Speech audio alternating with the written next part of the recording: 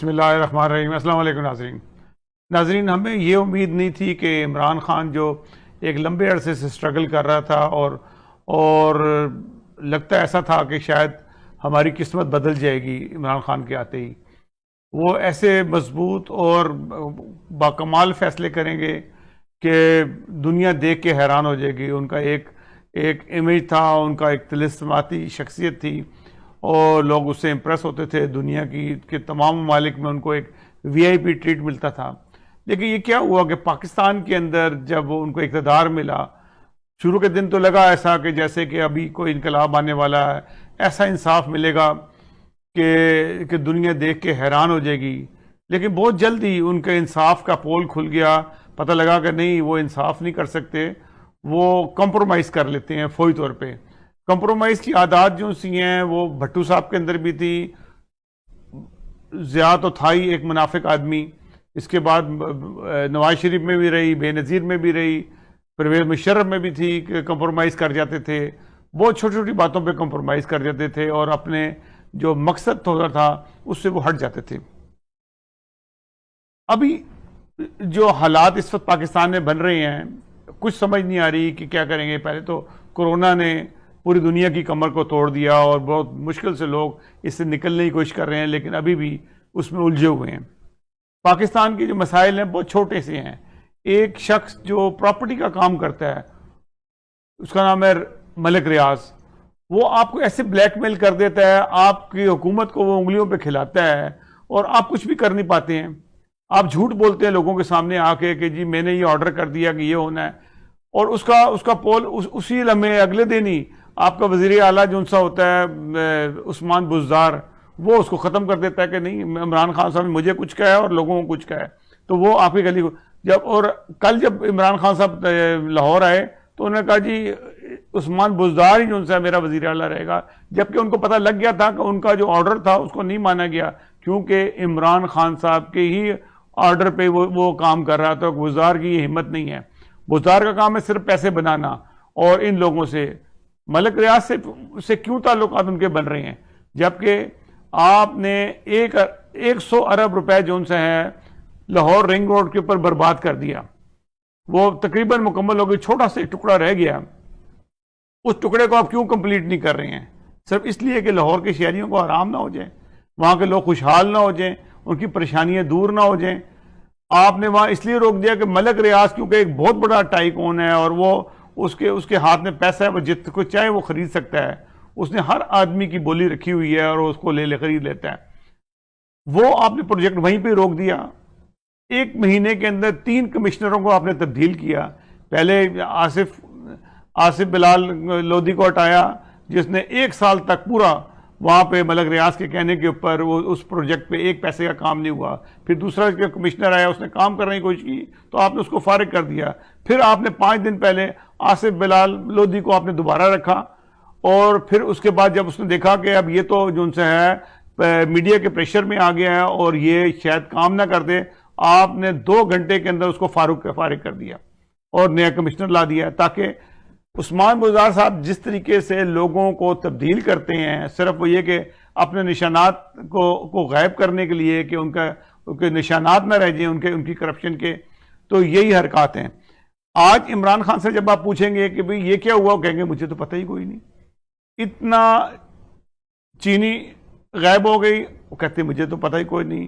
آٹا غائب ہو گیا، انہوں نے کہا مجھے تو پتہ ہی کوئی نہیں، حالانکہ ان کے دوست یار جو ان کے ساتھ سارا دن بیٹھتے ہیں وہی لوگ کر رہے تھے۔ آج جب اس کا واقعہ آئے گا، جیسے پٹرول کا بھی غائب ہوا، پٹرول کا کتنی بڑا واقعہ ہوا، 25 روپے بڑھا دیا، ان کا جی مجھے تو پتہ ہی کوئی نہیں اس کا۔ تو آپ جب پتہ لگ گیا تو آپ نے کیا کم کر دیا؟ نہیں کیا، کیونکہ آپ کے ایما کے اوپر یہ سارا کچھ ہوتا ہے۔ تو یہ میں آپ کو بتا رہا ہوں کہ یہ لاہور رنگ روڈ کا جو معاملہ ہے، اس کے اندر یہ سب لوگ پھنسیں گے، بلزار بھی پھنسے گا، عمران خان صاحب اگر کلیئر نہیں کرتے ہیں تو وہ بھی ان کے پر انگلی اٹھیں گی، اور ملک ریاض کو تو بھگتنا پڑے گا، کیونکہ انہوں نے چال بازی سے وہ جگہ کو خریدا، جبکہ وہ جگہ جو سی ہے 2008 میں گورنمنٹ پنجاب نے خرید چکے تھے، لوگوں کو پیسے ادا کر دیے گئے تھے، اس کے بعد جا کے باقی زمین خرید کے اپنا بنایا، اور انہوں نے ایک فساد وہاں پہ ڈالا کہ جی میرے زمین سے باہر سے نکلے، کیونکہ چاہتے تھے اس زمین کی قیمت جو سی ہے وہ اربوں میں بڑھ جائے۔ تو یہ لالچ تھی جس میں بڑھایا.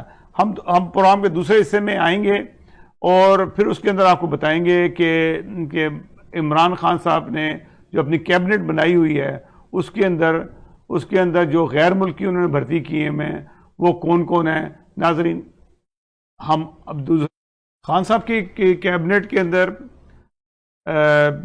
جس طریقے سے انہوں نے ان الیکٹڈ یعنی کہ جو الیکٹ نہیں ہوئے تھے ان لوگوں کی بھرمار کر دی. آہستہ آہستہ جو آپ کے الیکٹڈ ممبران تھے وہ باہر چلے گئے اور جنہوں نے کوئی الیکشن لڑا تھا زیادہ تر وہ فارنرز تھے، ان لوگوں کو آپ نے کیبنٹ میں بلا لیا. یہ کسی نہ کسی وقت میں خان صاحب کے دوست بھی تھے. اس میں بہت سارے ایسے نام ہیں جن میں ندیم بابر ہے، زلفی بخاری ہے، عبدالرزاق داؤد ہیں. یہ لوگ وہ ہیں جو بلینئرز ہیں، بہت مالدار لوگ ہیں، ان کے پاس پیسہ بے تحاشا ہے. کبھی ان سے نہیں پوچھا کہ آپ کے پاس پیسہ باہر کہاں سے آیا. ابھی جو انہوں نے گوشوارے دیے ہیں بتایا یہ سب جھوٹ پہ پابند ہے. یہ انہوں نے جو ایک جعلی رپورٹ دی ہے کہ اتنے ایک گھر ہے اور اتنے پیسے ہیں، یہ غلط ہے. پھر اس کے بعد شہزاد سعید قاسم ہے جو یو ایس کی نیشنلٹی ہے. ندیم افضل چند صاحب جو ان سے ہیں وہ کینیڈا کی نیشنلٹی ہے یا ان کے پاس پی آر ہے. پھر ان کے پاس محیط یوسف ہے.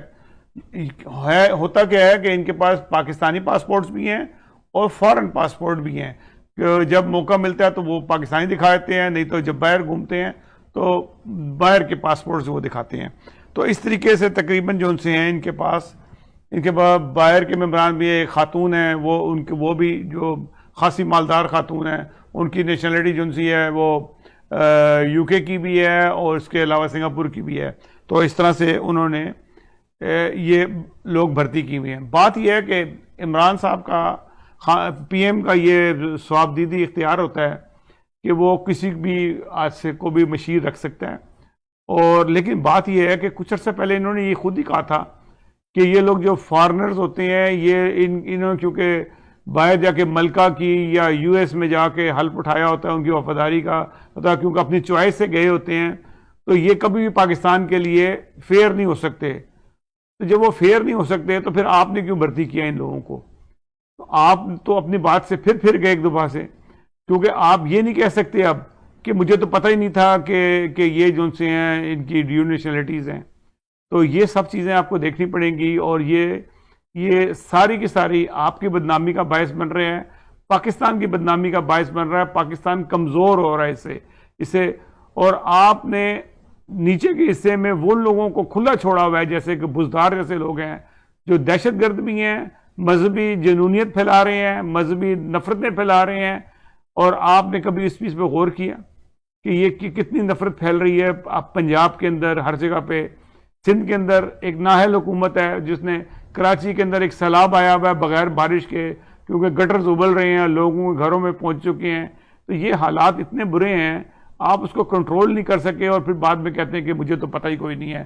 سے ہر مہینے 50 روپے یا 55 روپے ٹی وی کا ٹیکس لگتا ہے، کسی کو پتہ ہی نہیں ہے. یہ 10 ارب روپے بنتا ہے سال کا، کسی کو نہیں پتا کہ 10 ارب روپے کدھر جا رہا ہے.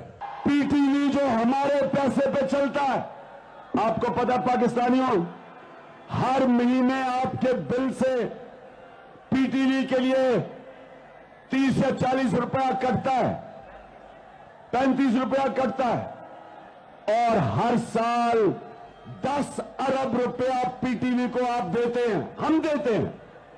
تو میں پی ٹی وی سے پوچھتا ہوں اور پی ٹی وی کا جو ایم ڈی ہے اس سے پوچھتا ہوں کہ آپ کو شرم نہیں آتی کہ آپ نون لیگ اور نواز شریف کے پتلے بنے ہوئے ہیں، ان کو پروجیکٹ کر رہے ہیں؟ آپ کو شرم نہیں آتی؟ پیسہ ہمارا ہے. وہ آپ کے بلوں سے ہر مہینے پیسہ کٹتا ہے ٹی وی کا، ہر سال 10 ارب روپیہ، 1000 کروڑ روپیہ ان کی جیب میں جاتا ہے. کبھی کسی نے پوچھا کہ یہ 1000 کروڑ روپے سے کیا کر رہے ہیں؟ کیا یہ پی ٹی وی کے اوپر خرچ ہو رہا ہے؟ یہ پیسہ کدھر جا رہا ہے؟ تو نئے پاکستان میں ایک شعور رکھنے والی قوم یہ ڈیمانڈ کرے گی حکومت سے کہ ہمیں بتائیں کہ 100 کروڑ روپیہ جو آپ ہمیں بل کرتے ہیں ہر مہینے، پیسے والے لوگوں کو تو نہیں فرق پڑتا، لیکن ایک غریب گھرانے میں جب آپ اس کا پیسہ کاٹتے ہیں تو اس کے اوپر وہ یہ جو 50 روپے کے قریب ہر روز ہر مہینے دیتا ہے، یہ پیسہ کدھر جاتا ہے؟ انشاءاللہ یہ بھی ہم عدالت میں جائیں گے، ہم کیس کریں گے، ہم بتائیں گے کہ ہمارا پیسہ. دھرنے کے دنوں میں خان صاحب نے بہت ساری انقلابی باتیں کی، اور ان میں سے ایک یہ بھی تھی کہ پی ٹی وی کے متعلق بات کی کہ پی ٹی وی ہر گھر سے، ہر فیملی سے جہاں پہ ٹیلی ویژن لگایا جاتا ہے یا بل ہوتا ہے، آپ 35 روپے جو ان سے ہیں وہ پی ٹی وی کو دیتے ہیں. اس طرح سے 10 ارب روپے سالانہ پی ٹی وی کو ملتے ہیں. تو اس کے اوپر کافی شور مچایا، اور ان کا جی ہم اس کا حساب لیں گے، یہ کریں گے، وہ کریں گے کافی. تو اب خان صاحب نے وہ 35 روپے بہت زیادہ لگ رہے تھے، لیکن خان صاحب نے 100 روپیز یعنی کہ 100 روپے جو ان سے ہیں اس کے پی ٹی وی کا جو ہے بڑھا دیا ہے. جس کا مطلب ہے کہ اگر آپ اس کو ضرب دیں تو 10 ارب نہیں ہوں گے، یہ تقریباً کوئی 25 ارب سے زیادہ سالانہ جو ان سے پی ٹی وی کو ملیں گے. اور اب اس کے ذمہ دار خان صاحب ہیں کہ پی ٹی وی خان صاحب کے کنٹرول میں ہے. تو خان صاحب کو چاہیے کہ اس کا بھی جواب دیں، کیونکہ یہ آپ ہی کی بات ہے جو آپ کے آگے آئی ہے کہ آپ نے غریب عوام کا بڑا درد تھا کہ یہ 35 روپے لیتے ہیں، آپ نے تو 100 لینا شروع کر دیا ہے. تو اس کا آپ کو جواب دینا پڑے گا. ناظرین، اگلے پروگرام تک کے لیے اجازت دیجیے گا. اللہ حافظ.